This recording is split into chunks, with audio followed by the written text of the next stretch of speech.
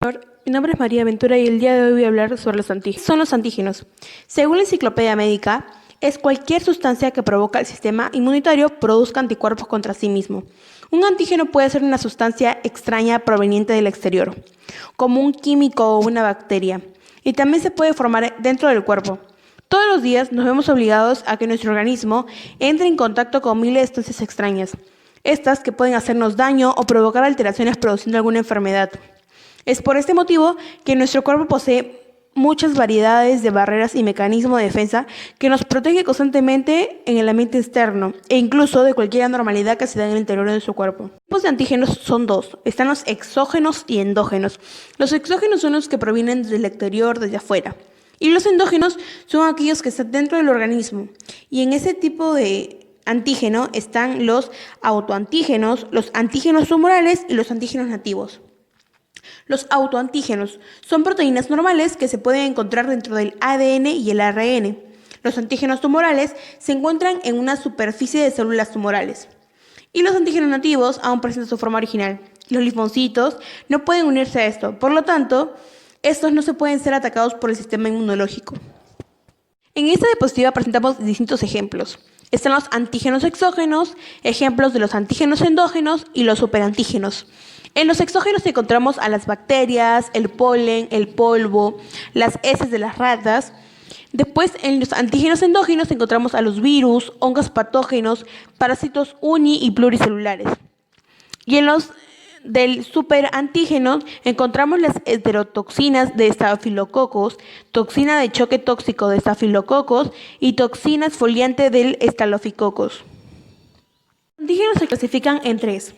Están los que son los secnoantígenos, los aloantígenos y los autoantígenos. Los secnoantígenos son característicos de una determinada especie, por lo tanto resulta extraño para individuos exteriores a esa especie.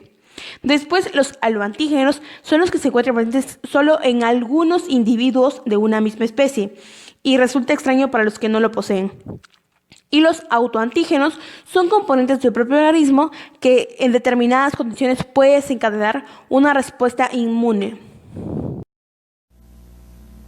Ahora les voy a hablar acerca de las propiedades de los antígenos. Pero primero las generales.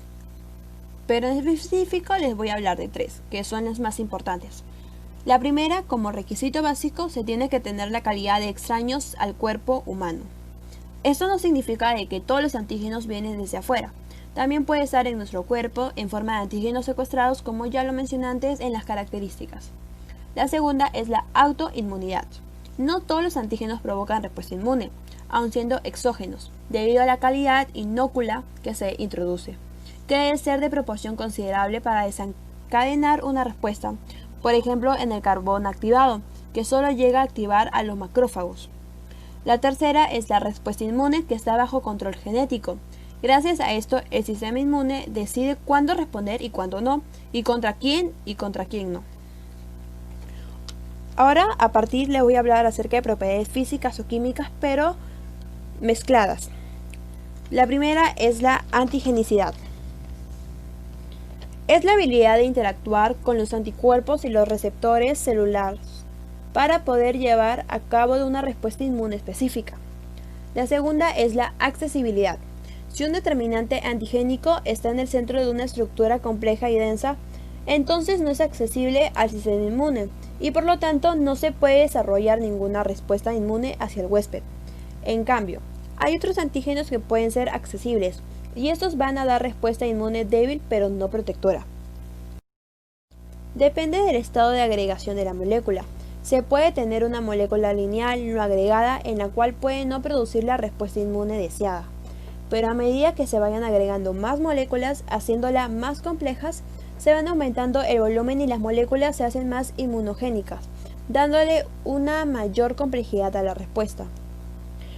La siguiente es la naturaleza química. Esta cambia la especificidad de ya que la respuesta inmune que desencadena no es la misma. La tercera y por última es la carga eléctrica. Esta puede ser positiva, negativa o neutra. Su importancia radica en que la sumatoria de las cargas de las partículas le confiere una carga neta a la molécula y esta carga neta induce la carga que tiene el anticuerpo. Hay más propiedades, pero solamente les mencioné las principales. Los antígenos se conocen como linfocitos y son los que atacan a los invasores produciendo proteínas, llamadas anticuerpos, dirigidas contra antígenos específicos. Este proceso se denomina respuesta inmunitaria dirigida o específica. Cada antígeno que entra a tu cuerpo tiene un anticuerpo que lo ataca, y esto a la vez va a generar que tu cuerpo recuerde qué anticuerpo puede destruir a un invasor determinado, lo que va a generar una respuesta inmunitaria veloz en el futuro.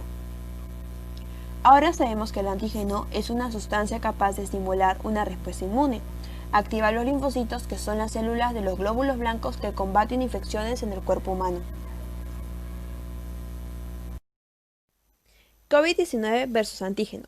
Con todo lo que está sucediendo en el mundo por la pandemia, que es causada por el COVID-19, se han formado 3 pruebas para determinar si tienes o no tienes esta enfermedad. Pero la más reciente es la prueba de antígenos.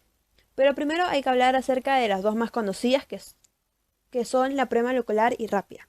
Primero hay que hablar de la molecular. Esta es una reacción en cadena de la polimerasa, que es una técnica de evaluación que detecta el material genético del virus y puede ayudar a diagnosticar una infección activa del COVID-19.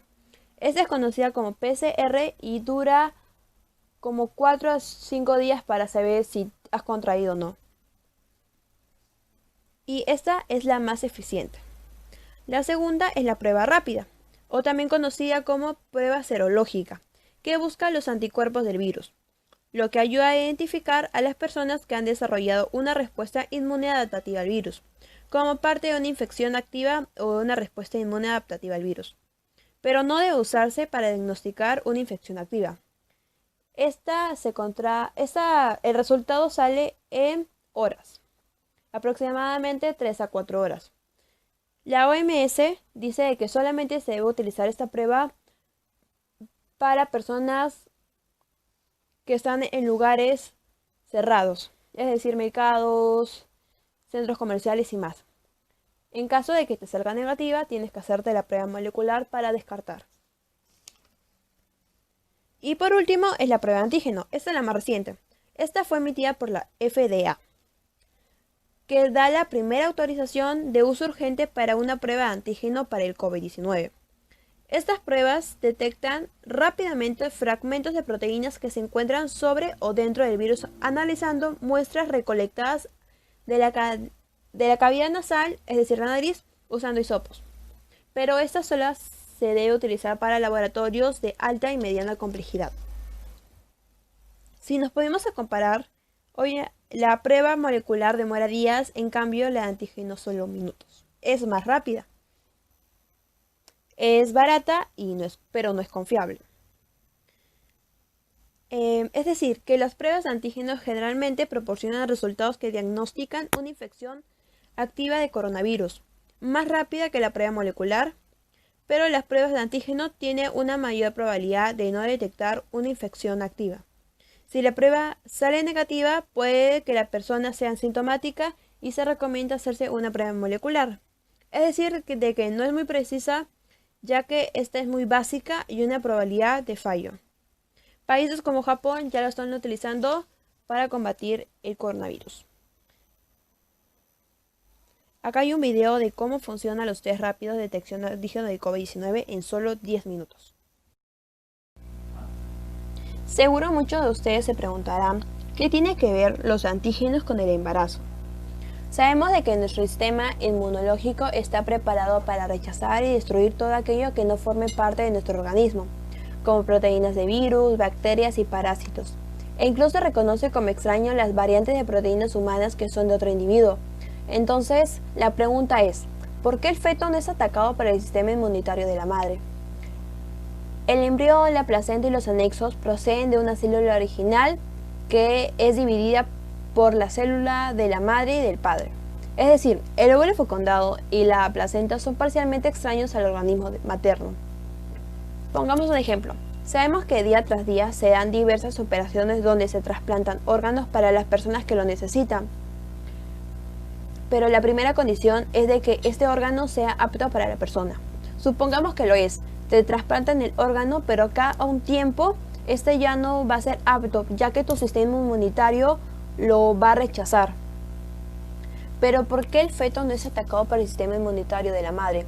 Se han planteado 4 teorías. La primera es, en el cuerpo humano existen lugares inmunológicamente privilegiados como por ejemplo la cámara ocular y la meninge que vuelven del cerebro, y la médula espinal, las cuales soportan injertos sin rechazarlos y que han permitido grandes progresos en cirugía. La madre postula de que el útero es aislado de los linfocitos maternos. Después se demostró de que no es así, porque durante la gestación la madre rechaza todo tipo de agentes extraños en el útero excepto el embarazo.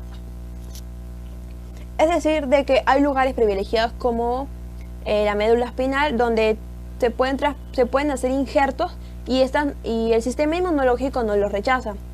Y también se pensaba de que el útero era uno de esos lugares privilegiados, pero hicieron un experimento en el cual dio negativo, ya que el útero no soportaba agentes extraños, y esto provocó a que los científicos descartaran esta posibilidad. La segunda es, el feto y la placenta tienen presencia inmunológica y por ende pueden actuar como antígenos y pueden ser reconocidos por el organismo materno, lo cual descarta esta hipótesis como cierta. Esta es la más conocida, ya que se dice que el feto y la placenta actúan como antígenos y es por ello de que el sistema inmunitario de la madre no los rechaza. La tercera es que la placenta actúa como una barrera neutra que evita el contacto entre la gestante y el feto. Es decir, que la placenta actúa como una barrera para que diversos bacterias, parásitos, virus no entren y hagan daño al feto. Y la cuarta es, la gestante está inmunológicamente deprimida. Los investigadores también consideran la posibilidad de que la madre podía estar sometida a una depresión inmunológica durante el embarazo, pero se comprobó de que no era así. Las mujeres embarazadas tienen las defensas antivirales y antimicrobianas normales, incluso rechazan injerto histológico. Aquí podemos ver video referencias como por ejemplo de qué es un antígeno y esto es cómo actúa, pero de manera muy didáctica. Gracias.